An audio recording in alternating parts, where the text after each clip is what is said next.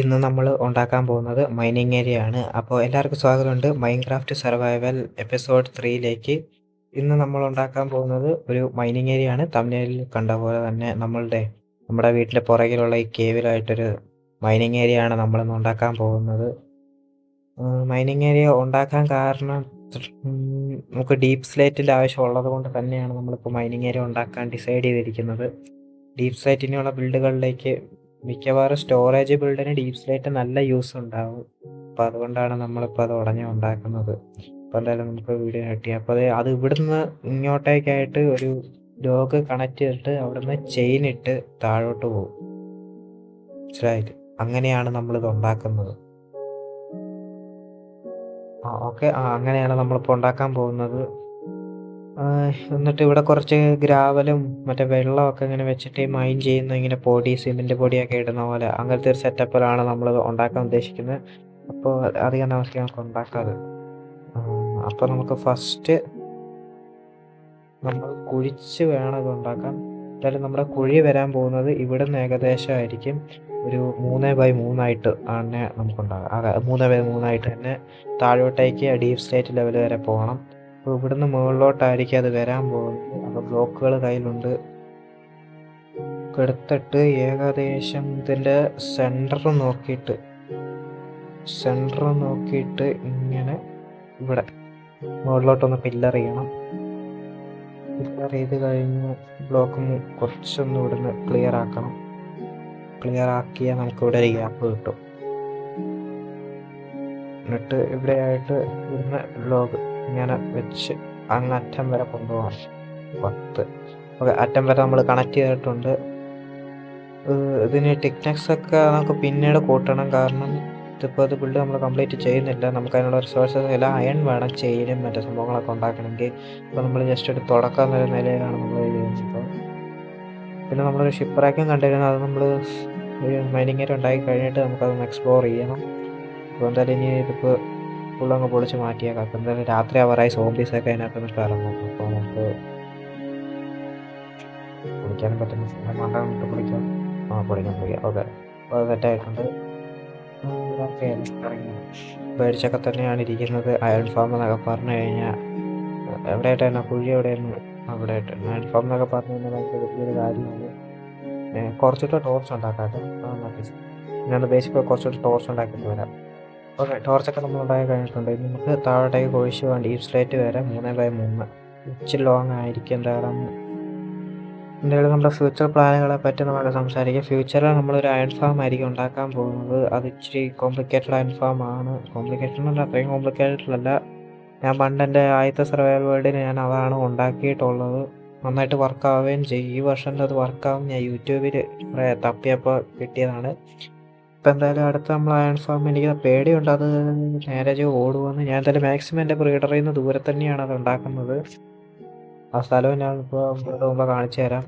ഇപ്പം എന്തായാലും ഇവിടെ ഒരു ടോർച്ച് വെച്ചിട്ട് ഞാൻ അയൺ ഫാം ഉണ്ടാക്കി കഴിഞ്ഞാൽ അപ്പം തന്നെ നമ്മുടെ സ്റ്റോറേജ് ഉണ്ടാക്കണമെന്നാണ് എൻ്റെ ഒരു പ്ലാൻ. പക്ഷേ അതിന് മുമ്പ് ഒരു ട്രീ ഫാം എന്തായാലും ഉണ്ടാക്കണം. ട്രീ ഫാം ഇല്ലെങ്കിൽ ശരിയാവില്ല. ട്രീ ഫാമിൽ നിന്ന് വുഡ് ഉണ്ടെങ്കിൽ മാത്രമേ നമുക്ക് സ്റ്റോറേജ് ഉണ്ടാക്കാൻ പറ്റത്തുള്ളൂ. എന്തായാലും അത്യാവശ്യത്തിന് വലിയൊരു സ്റ്റോറേജ് ആയിരിക്കും എന്നാണ് ഞാൻ പ്രതീക്ഷിക്കുന്നത്. എനിക്കിതുവരെ ഒരു സ്റ്റോറേജിനുള്ളൊരു പ്ലാൻ ഇല്ല. പിന്നെ സൗണ്ട് ചെറിയതുണ്ടെങ്കിൽ ക്ഷമിക്കുക. മൈക്ക് ഇച്ചിരി കംപ്ലൈൻ്റ് ആയിട്ടാണ് ഇരിക്കുന്നത്. അപ്പോൾ അപ്പം അങ്ങനെ അയൺ ഫാം ആണ് ഇനി അടുത്തത്. അത് കഴിഞ്ഞ് സ്റ്റോറേജ് ആണ് എൻ്റെ പ്ലാൻ. ട്രീ ഫാം, സ്റ്റോറേജ്, പിന്നെ ഒരു ബിൽഡ് വരുമായിരിക്കും മിക്കവാറും. എനിക്ക് അറിഞ്ഞുകൂടാ, എനിക്ക് വലിയ അതൊന്നും ഐഡിയ ഒന്നുമില്ല. അല്ലെങ്കിൽ അയൺ ഫാമൊക്കെ ഞാൻ ഇപ്പം തന്നെ ഉണ്ടാക്കാൻ തീരുമാനിച്ചത് തന്നെ ഒരു വലിയ കാര്യം തന്നെയാണ്. കാരണം ഇപ്പോൾ ഒന്നും ഞാൻ അയൺ ഫാം ഉണ്ടാക്കാതിരുന്നല്ല, കുറച്ചുകൂടെ ഗെയിമിലോട്ട് ലേറ്റ് ഗെയിം ആയിട്ട് ഉണ്ടാക്കാൻ വേണ്ടിയിട്ടായിരുന്നു എൻ്റെ പ്ലാൻ. ബട്ട് ഞാൻ വേണ്ടാന്ന് വെച്ച്. നേരത്തെ ഉണ്ടാക്കി ട്രേഡിംഗ് ഹാളൊക്കെ സെറ്റ് ചെയ്യണം. അത് കഴിഞ്ഞ് സ്റ്റോറേജ് കഴിഞ്ഞാൽ പിന്നെ ട്രേഡിംഗ് ഹാളും ഉണ്ടാക്കണം. അത് സെറ്റ് ചെയ്തിട്ട് വേണം ഡയമണ്ട് ആർമർ കരയൊപ്പിക്കാൻ. ഇപ്രാവശ്യം നമ്മൾ മൈനിങ്ങിൽ നിന്ന് കിട്ടുന്ന ഡയമണ്ട് ഒന്നും നമ്മൾ യൂസ് ചെയ്യാൻ പോകുന്നില്ല. അത് നമ്മൾ ടെംപ്ലേറ്റ്, മറ്റേ സംഭവം ഉണ്ടല്ലോ ടെംപ്ലേറ്റ് പുതിയത്, അത് സെറ്റ് ചെയ്യാൻ വേണ്ടിയിട്ടാണ് നമ്മൾ ഡയമണ്ട് ഫുള്ള് യൂസ് ചെയ്യാൻ പോകുന്നത്. പിന്നെ ഒരു വില്ലേജ് ബിൽഡ് വെക്കണമെന്ന് എനിക്കുണ്ട്. Medieval type village. എന്തായാലും കിട്ടുന്ന അയണൊക്കെ ആവശ്യമുണ്ട്. കാരണം ഹോപ്പർ ഇതുവരെ ഒരു അയണും ഇല്ല. അപ്പോൾ എനിക്ക് ഹോപ്പറും സെറ്റ് ചെയ്യണം എന്നുണ്ട്. അയൺ ഫാമൊക്കെ ഉണ്ടാക്കിയിട്ട് വേണം നല്ല അയൺ പിക്കാക്സ് ഒക്കെ എടുത്തിട്ട് പ്രോജക്റ്റൊക്കെ ചെയ്യാൻ വേണ്ടിയിട്ട് മെഗാ എന്ന് പറഞ്ഞു കഴിഞ്ഞാൽ നമ്മൾ അത്ര സുധീണ്ണൻ്റെ ലെവൽ മെഗാ ഒന്നും വരാൻ പോകുന്നില്ല. എന്തായാലും അതിൻ്റെയൊക്കെ ഒരു പരിധിക്കകത്തൊക്കെ നിൽക്കത്തുള്ളൂ. പിന്നെ ഒന്നും വലുതായിട്ടൊന്നും പ്രതീക്ഷിക്കണ്ട. എന്തായാലും കുറേ വർഷമായിട്ട് കളിക്കുന്നുണ്ടെങ്കിലും ബിൽഡിങ്ങിലൊന്നും അത്ര പ്രോയൊന്നും അല്ല. ആകെ ഇച്ചിരി PvP അറിയാം, ശരി, വളരെ കുറച്ച്. പിന്നെ റെഡ് സ്റ്റോൺ എനിക്ക് ഒട്ടും അറിയത്തില്ല, അതുകൊണ്ട് ഞാൻ അങ്ങനെ ഓട്ടോമാറ്റിക് ഫാമൊന്നും അധികം ഉണ്ടാക്കാറില്ല. ഓക്കെ, പിക്കാസ് കൂട്ടി രണ്ടെണ്ണം കൂടെ ഉള്ളൂ.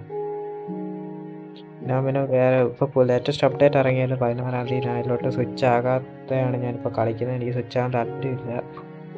ഗെയിം ഒന്ന് ജസ്റ്റ് അപ്ഡേറ്റ് ചെയ്താൽ മതി. എങ്കിലും എനിക്ക് വേൾഡ് കറക്റ്റ് ആവുന്ന ചെറിയൊരു ഡൗട്ടുണ്ട്. നേരത്തെ എനിക്ക് അങ്ങനെ സംഭവിച്ചിട്ടുണ്ട്.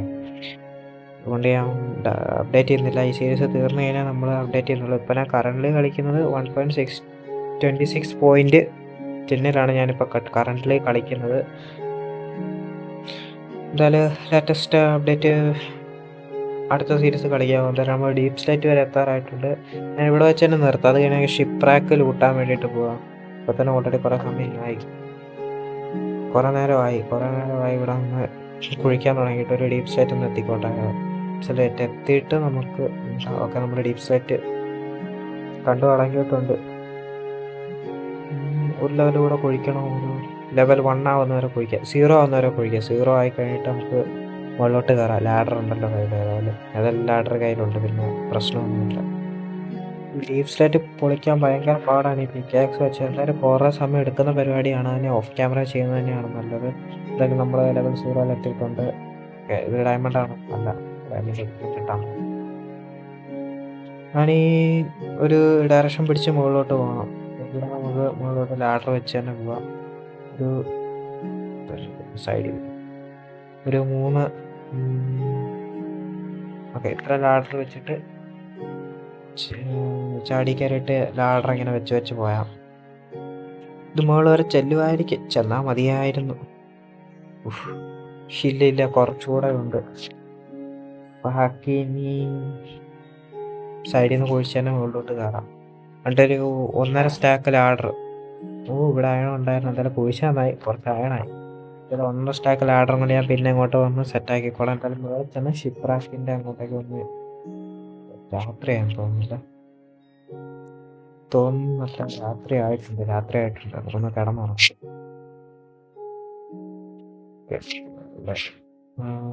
സൈഡിലോട്ടൊന്ന് കുഴിക്കാം. കുഴിച്ച് ബെഡും പ്ലേസ് ആക്കി. 56 ആയണെന്നാണ്. ഒരു സ്റ്റാക്ക് ആയണെന്നാണ്. അയ്യോ, ഞാൻ പറഞ്ഞില്ലേ ഇവിടെ അപ്പടി ഡേഞ്ചർ ആയിരുന്നു. ഒരു ക്രീപ്പർ എൻ്റെ മൂട്ടി പൊട്ടി.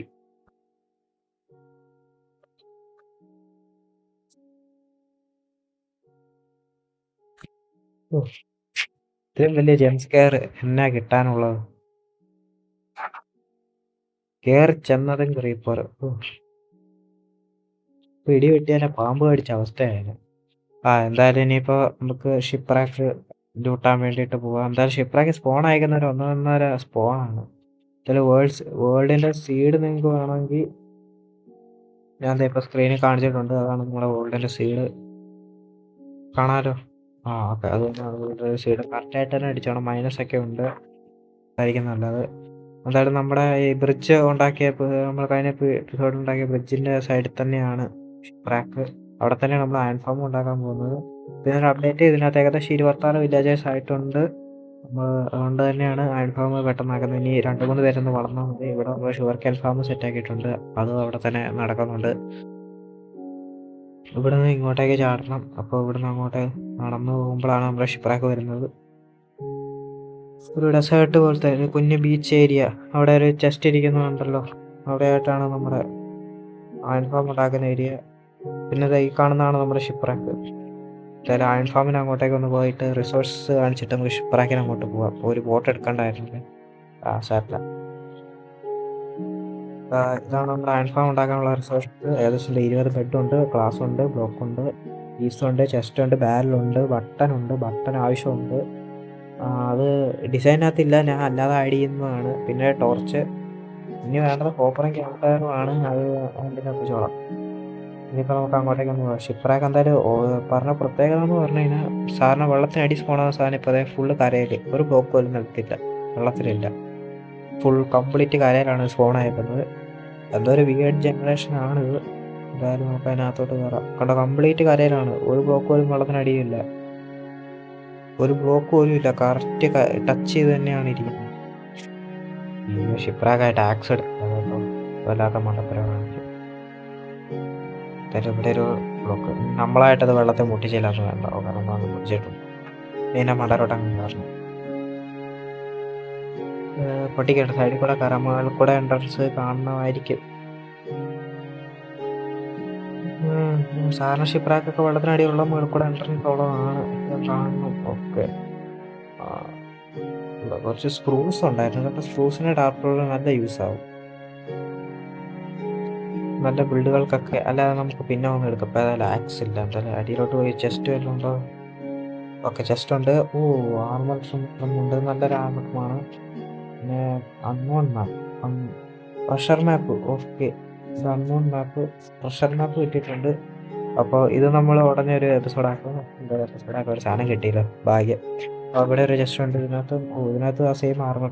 അപ്പോൾ നമ്മുടെ ഒരു സെറ്റ് ആർമർ മോസ്റ്റ് ഒക്കെ ഓക്കെ ആണ്. ആവശ്യം വരും.